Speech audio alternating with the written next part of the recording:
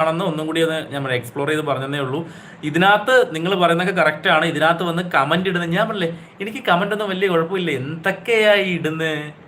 ഇല്ല, കമലാസുരയ്യ പറയാറുണ്ട്, എന്തൊക്കെ എന്നെ ഈ ആൾക്കാർ എന്തൊക്കെയാ ഈ പറയുന്നേ, ഞാൻ ഈ ലോകമേ വെറുത്തു, ആൾക്കാർ പറഞ്ഞോട്ടെ, എൻ്റെ കാലം ഇനി എത്ര മാത്രം ഉണ്ടെന്ന് എൻ്റെ കൈവിരലിൽ എനിക്ക് എണ്ണാവുന്നതേ ഉള്ളൂ എന്ന് കമലാസുരയ്യ പറയാറുണ്ട്. ഞാൻ ഇഷ്ടംപോലെ പുസ്തകം അവരുടെ വായിക്കാറുണ്ടായിരുന്നു, ഇപ്പം ടൈം കിട്ടാറില്ല എന്ന് പറയുന്ന പോലെ ആൾക്കാർ പറഞ്ഞുകൊള്ളട്ടെ.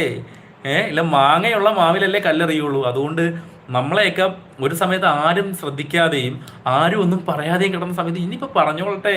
അവർക്കുള്ള ഒരു എന്താണ്, എൻ്റെ ഒരു ഔദാര്യമാണ് എൻ്റെ കമൻറ്റ് ബോക്സ്. ഞാൻ എൻ്റെ കമൻറ്റ് ബോക്സ് ഉണ്ടെങ്കിൽ എനിക്ക് ഓഫ് ചെയ്തിടാം. ഞാൻ ഓഫ് ചെയ്തിടുന്നില്ലല്ലോ, അവർക്ക് വേണ്ടി വിശാലമാക്കി ഇട്ടിരിക്കുകയാണ്, അവർ പൂരിപ്പിച്ചുള്ളട്ടെ. ഞാൻ ഒരാളുടെയും കമൻറ്റ് ബോക്സിൽ പോയിട്ട് ഞാൻ ഇങ്ങനെ ചിന്തിക്കാറുണ്ട്, ഇങ്ങനെ കുത്തിയിരുന്ന് ഇങ്ങനെ കമൻറ്റ് ഇടുന്ന ആളുകൾ എത്ര രസമാണെന്ന്. എനിക്ക് സത്യം പറഞ്ഞാൽ ആരുടെയൊക്കെ വീഡിയോസ് കാണുമ്പോൾ നല്ല രീതിക്ക് ഈ പറഞ്ഞൊക്കെ അവരെ ഒന്ന് സപ്പോർട്ട് ചെയ്യാൻ വേണ്ടിയിട്ട് ഇനി ഞാൻ ഒരു തമ്പിൻ്റെ ഇതോ അല്ലെങ്കിൽ ഭയങ്കരമായിട്ടുള്ള എന്തെങ്കിലും നല്ല എക്സ്പ്രസീവ് ആയിട്ടുള്ള വേർഡ്സ് ഒക്കെ ഇടും. കാരണം അത്രയും മടിയാണ് നമുക്ക് ആ ഒരു കമൻ്റ് ഇടുന്നത്. ഇതൊക്കെ ഇന്ന് എങ്ങനെ ഈ കുത്തിയിരുന്ന് ഇങ്ങനെ കമൻ്റ് ഇടുന്നത്? അപ്പോൾ എനിക്ക് മനസ്സിലാവും ഈ പറഞ്ഞ 50 എബോ അല്ലെങ്കിൽ ഏതെങ്കിലും പിള്ളേർ ഒക്കെ ആയിരിക്കാം, മേ ബി, എനിക്കറിയില്ല.